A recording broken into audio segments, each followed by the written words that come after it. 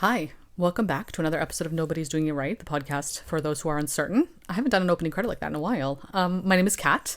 I'm your host. If you want to work with me one-to-one and talk about these things in more detail, feel free to book a call with me on my website. I offer 60-minute and 30-minute. I also have a Substack where I write about these topics, so you can find that information all in the show notes below. I also do guidance session podcast recordings on my Substack as well, where I answer specific questions. If you don't want to work with me one-to-one but still want my advice, you can subscribe to that. Paid subscribers can actually ask me specific questions, but the rest of the questions I pull from my DMs, my comments, and all of them are anonymous, of course, but I just noticed that a lot of people have the same questions that I want to answer. So for today's episode, we're going to talk about self-sabotage and the fear of success. I feel like I've probably talked about this before, maybe in a different way. This is something that I kind of struggle with all the time as somebody who is creative, who is a business owner, and who just has been conditioned to have a lot of self-limiting beliefs.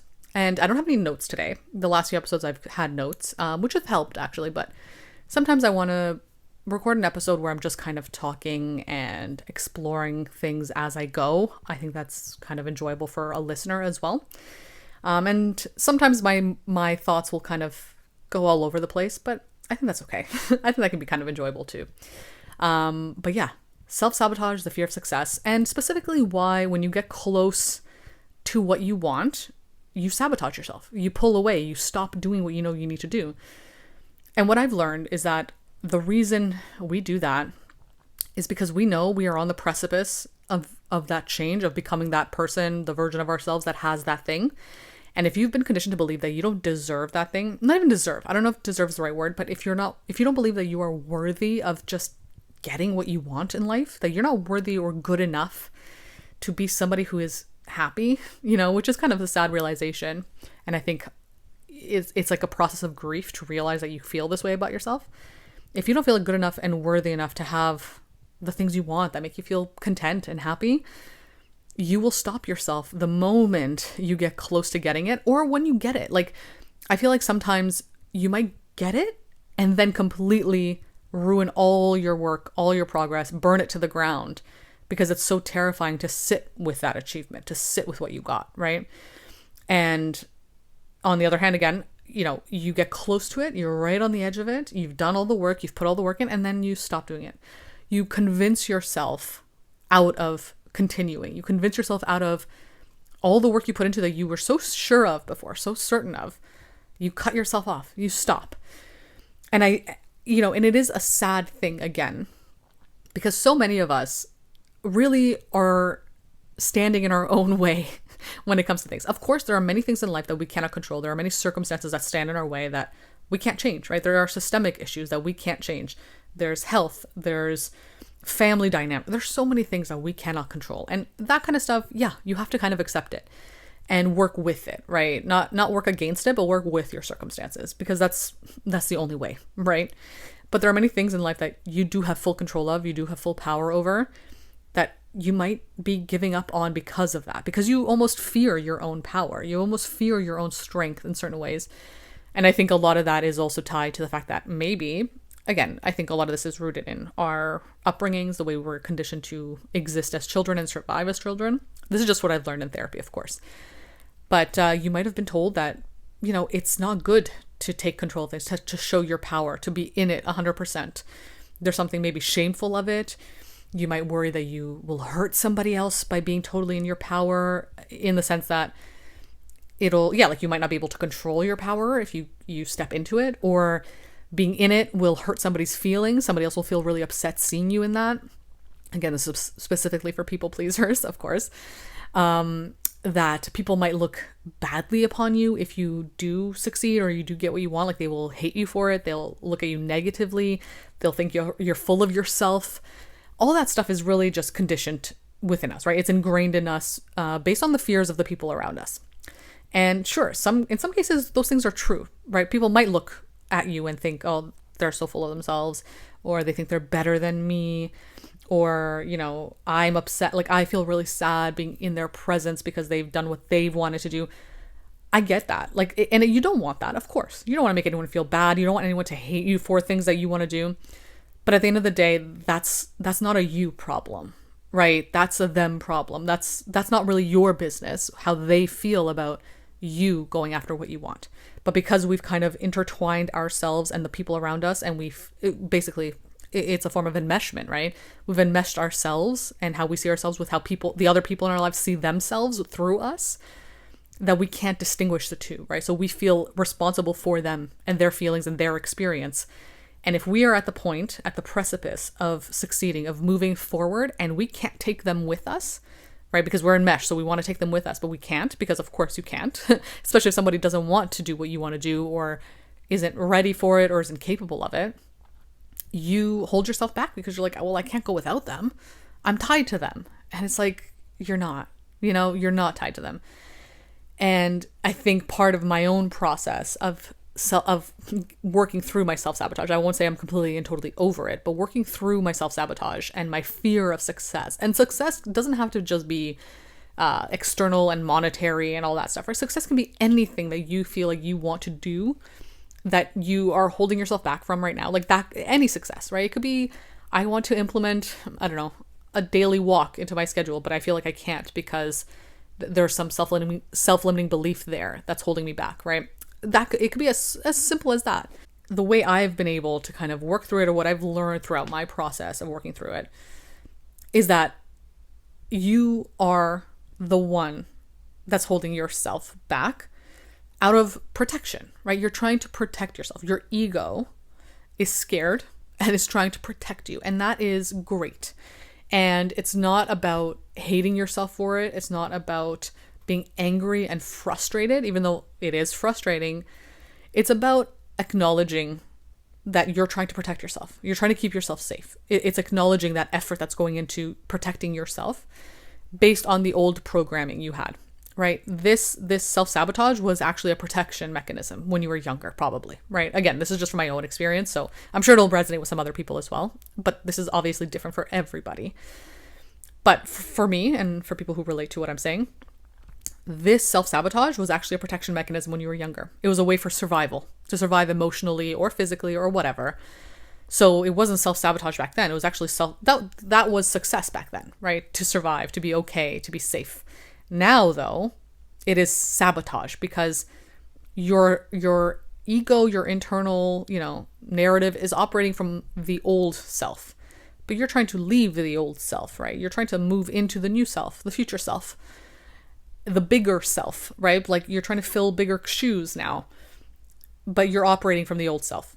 And so to the old self, like, no, this is what we've done forever and it's kept us safe. To the new self, though the one that's pulling you in the other direction, past that brink, that precipice of change, is saying, no, you're actually hurting me. This is hurting me now. And it's really tough to reconcile that. It's really difficult.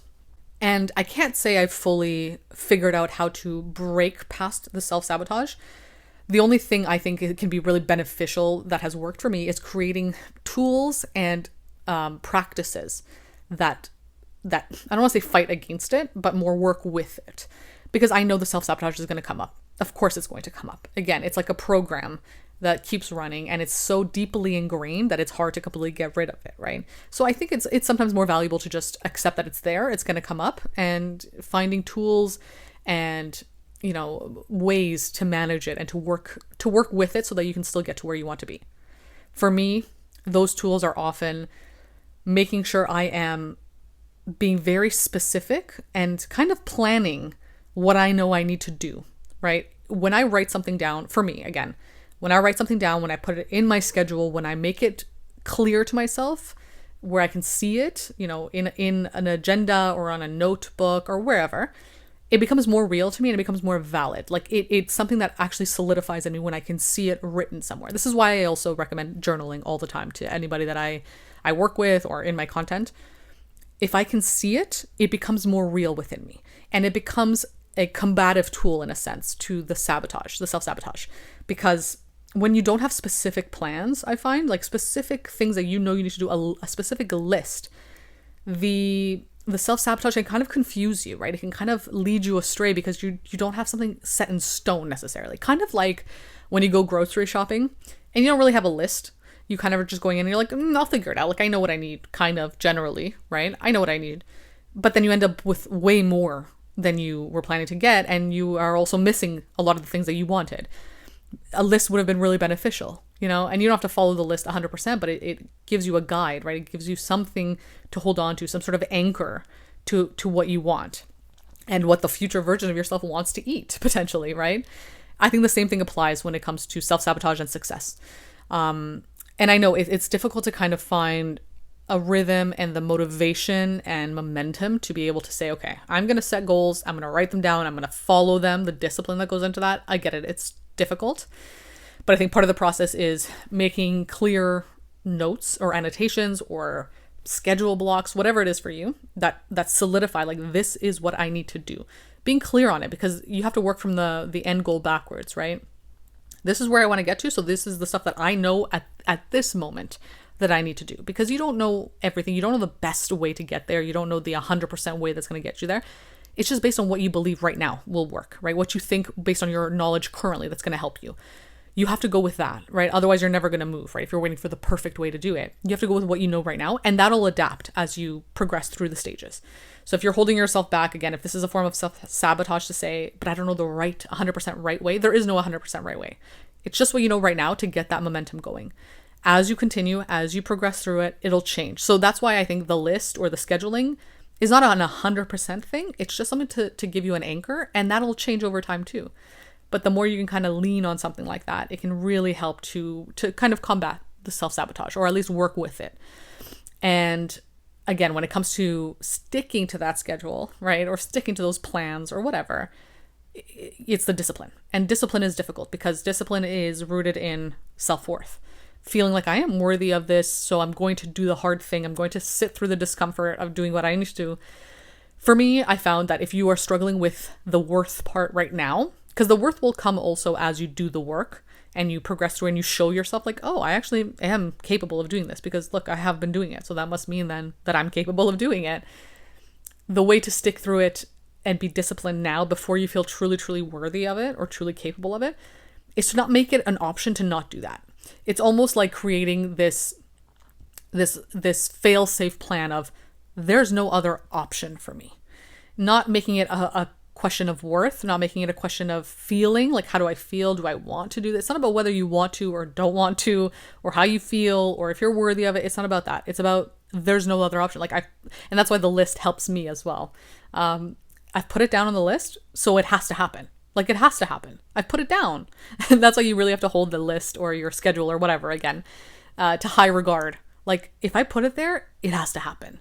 It creates, again, an anchor. It creates this, like, mindset of this is serious now. Like, it's getting real right now when we put it down on this piece of paper or we put it in our scheduling app or whatever. It's not an option anymore. So you have to be really mindful as well about what goes onto the list, but what goes into the process. You have to be mindful of that. You can't make it too complicated and you can't make it too simple. And that's, I think, a big part of the process of working with your self-sabotage. If you can find the right combination of the doable tasks, the tasks that will be, uncomfortable, but that you can do, that they are doable. It'll just mean you have to be a little bit, like, you have to push yourself a little bit, but not tasks that are so out of your reach right now because of your skill set or whatever that you'll never want to do them. They have to be the right kind of tasks, right? The right kind of goals and stepping stones in a sense.